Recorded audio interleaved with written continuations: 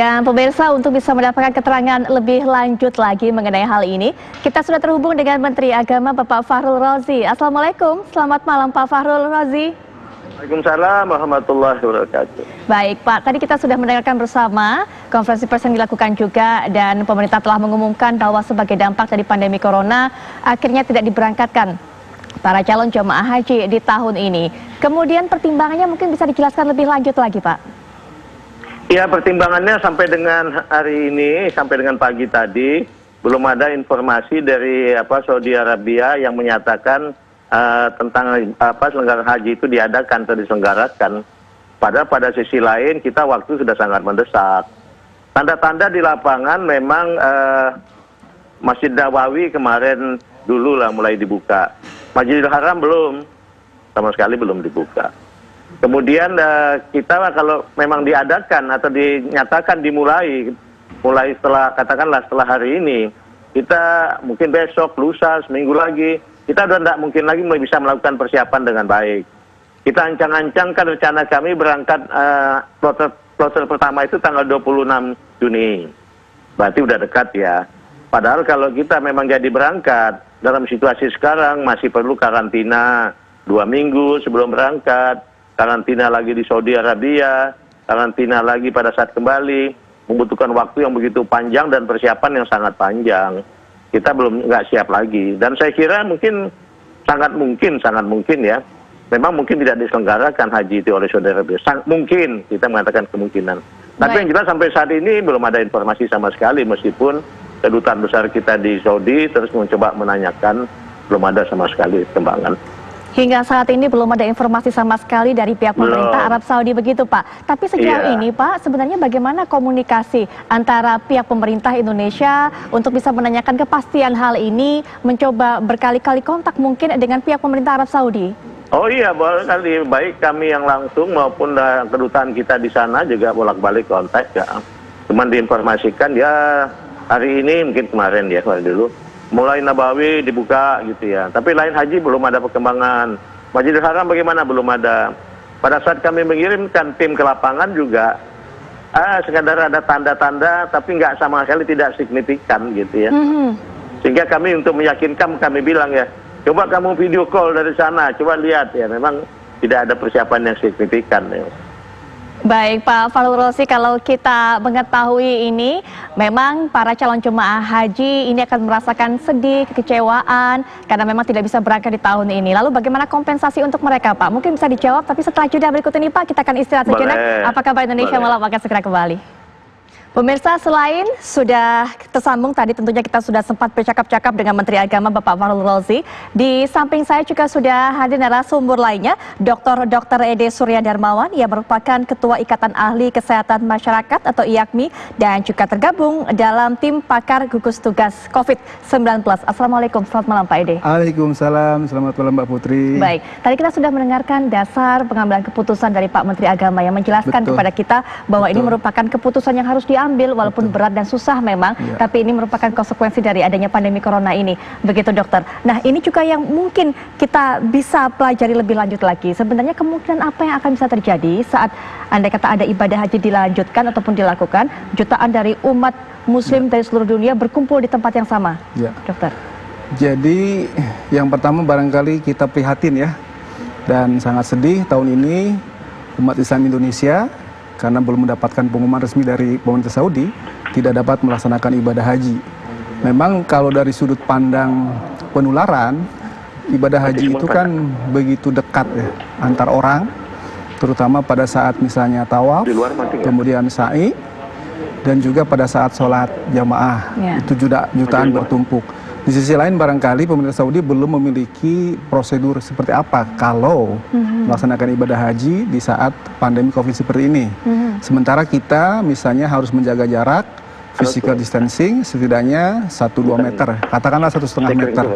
Apakah kemudian dengan demikian misalnya volume jamaahnya dibatasi, itu juga akan susah negosiasi antar negara. Barangkali bisa jadi pilihan Menteri Agama, pemerintah Republik Indonesia dalam hal ini sebuah pilihan yang bijak, karena sudah lebih mendahulukan preventif dan lebih mendahulukan kepentingan kesehatan dahulu barangkali ya, karena sebagai umat Islam barangkali kita juga tahu ketika situasi tidak aman, tidak mendukung, maka melaksanakan haji itu menjadi turun, bukan lagi wajib, walaupun itu mampu, tapi karena tidak aman menjadi tidak wajib. Nah, barangkali ini pilihan yang sudah dipertimbangkan oleh Menteri Agama dan Pemerintah Republik Indonesia. Baik, kita juga sudah terhubung dengan salah satu calon jamaah haji yang memang batal berangkat, yaitu Ibu Siti Arwah yang berada di Jombang, Jawa Timur. Assalamualaikum, selamat malam Bu Siti. Selamat malam, waalaikumsalam. Bu Siti tadi sudah mendengarkan bagaimana informasi diberikan oleh Pak Menteri Agama bahwa memang batal atau tidak bisa diberangkatkan calon jamaah haji tahun ini. Bagaimana Bu tadi reaksinya setelah mendengar hal tersebut? Iya betul ya, kabarnya sudah diundur, sudah akan ditunda, saya sudah siap. Ibu sudah siap berangkat, Bu? Sebetulnya saya berangkat juga siap ditunda. Jadi Berangkatnya juga siap, terus sekarang ini ada halangan ya diundur, ditunda, saya juga siap ditunda. baik, jadi waktu kemarin sempat ada kabar awal-awal dari masalah pandemi corona ini, Ibu sudah mulai menduga-duga ya Bu, bahwa ini jangan-jangan karena ini bisa berakibat kepada haji yang tidak akan diberangkatkan, begitu ya Bu ya, sempat Bu ya? Iya betul sekali.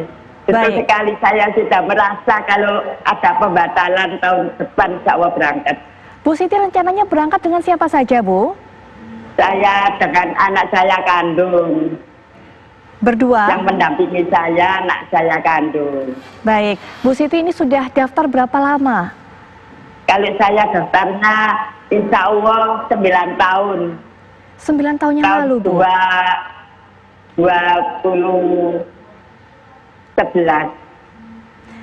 Dari 2011? Iya. Baik, kemudian ketika tadi mendengarkan informasi dari pemerintah, dari Menteri Agama, sudah langsung berdiskusi juga dengan anak ya Bu ya?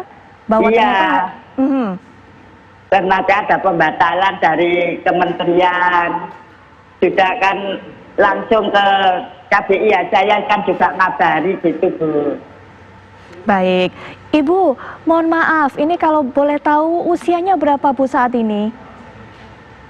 Waktu? 40. Kemudian anak yang akan menemani usianya? Iya, anak saya yang nomor 1. Baik. Anaknya berapa Bu? Anaknya saya itu tinggal 2, yang anak nomor 1 sama nomor 4. Baik, yang anak pertama Bu yang akan berangkat usianya berapa Bu? Usianya sudah insya Allah 43 tahun. Baik, Pak Fahru Rozi, ini kita sudah mendengarkan suara dari salah satu calon jamaah yang memang gagal berangkat di tahun ini. Mungkin bisa dijelaskan Pak, bagaimana kemudian sistem kompensasi apa yang akan diterima oleh para calon jamaah haji yang batal berangkat tahun ini Pak? Ya, satu saya senang bahwa Ibu menyadari ya.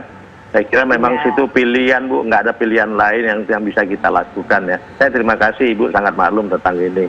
Kemudian nanti tahun depan Ibu otomatis kembali menjadi jemaah haji tahun 1442 tahun 2021 ya. Nah, mohon maaf kalau saya sebut ya. Kalau kemudian ada yang di antara jemaah itu ada yang berhalangan tetap, maka nomor porsinya bisa diserahkan kepada suami atau istri atau anak kandung atau semua begitu berdasarkan surat pernyataan resmi dari keluarga gitu ya. Kemudian masalah uang-uang yang telah disetorkan itu kalau Ibu ambil kembali, kalau pelunasan BP-nya ya, bukan setoran awalnya, pelunasan BP-nya Ibu butuh, Ibu boleh ambil kembali. Tapi kalau tidak akan dikelola di BPKH, Badan Pengelola Keuangan Haji, dan manfaatnya diberikan kembali kepada Ibu untuk tahun depan. Dan manfaat ini diberikan kepada perorangan, bukan kepada ya. Pak Fahrul, mungkin bisa dijelaskan lebih lanjut lagi karena ini sepertinya menjadi pertanyaan besar kita semua termasuk para calon jamaah haji yang batal berangkat Pak. Bagaimana penggunaan dari dana untuk keberangkatan haji tadi Pak? Pengolahannya seperti apa? Oke. Itu dikelola secara terpisah di Badan Pengelola Keuangan Haji. Manfaatnya dikembalikan kepada jemaah itu nanti pada saat dia mau berangkat tahun depan. Tapi kalau beliau-beliau itu mau ngambil kembali uangnya boleh gitu ya. Nanti manfaatnya itu diberikan bukan ke kolektif, kepada perorangan. Kenapa? Karena memang sisa pelunasan itu bervariasi, mulai 6 juta sampai 18 juta. Artinya ada yang biaya pelunasan macam Aceh paling kecil, dia 6 juta. Tapi di Makassar ada yang sampai 18 juta. Jadi biaya manfaat nanti dikembalikan, nilai manfaatnya kepada mereka sesuai dengan dananya gitu ya. Jadi sangat-sangat adil, itu yang kita lakukan. Baik, Pak Farul Rozi, kalau jamaah atau calon jamaah pada tahun ini yang tidak jadi berangkat akan diberangkatkan pada tahun depan, artinya akan begitu banyak jamaah dari Indonesia yang berangkat, Pak, yaitu yang jatah pada tahun ini dengan tahun depan. Apakah pemerintah nanti juga akan meminta tambahan kuota, Pak, jatah pemberangkatan calon jamaah haji untuk tahun depan ke pemerintah Arab Saudi? Iya, kalau permintaan tambahan kuota pasti selalu kita lakukan setiap saat. Tapi kemungkinan peluang tambah kecil. Kenapa kecil? Karena kita paham lah, yang sudah pernah haji pasti paham. Di Mina itu tempatnya sangat sempit. Kita untuk tiduran pun susah gitu ya. Jadi kalau penambahan jumlah kuota misalnya, ya mau di mana, bagaimana tinggalnya di Mina. Kecuali pemerintah Saudi Arabia mengadakan modifikasi-modifikasi, misalnya tentang, saya dengar akan ada kemah bertingkat dan sebagainya ya. Kalau tidak ya memang sulit untuk tambah kuota. Baik, artinya ini akan mempengaruhi begitu ya Pak untuk jadwal keberangkatan jamaah haji di tahun-tahun berikutnya ya? Ya kalau nggak ada tambahan kuota berarti yang tahun ini menjadi tahun depan, yang tahun depan menjadi tahun depannya lagi bagi saya. Baik, akan semakin mundur begitu ya? Iya, mundur semua. Baik, Ibu Siti ini mendapatkan kesempatan untuk berbicara langsung dengan Pak Menteri Agama. Mungkin ada yang disampaikan? Ya, gimana ya Bu? Ya pokoknya saya ya siap, saya diundur, saya siap. Iya. Memang itu sudah tatanan negara. Iya. Baik, Pak Menteri tetap bersama kami karena kami nanti juga masih akan berbincang-bincang dengan calon jamaah haji lainnya. Nah, Bu Siti terima kasih sudah berkenan meluangkan waktu tentunya bersama kami, sudah berbagi cerita dengan kami. Semoga sehat selalu Ibu. Sekali lagi terima kasih Ibu Siti. Dan pemirsa, apa kabar Indonesia Malam akan segera kembali saat lagi.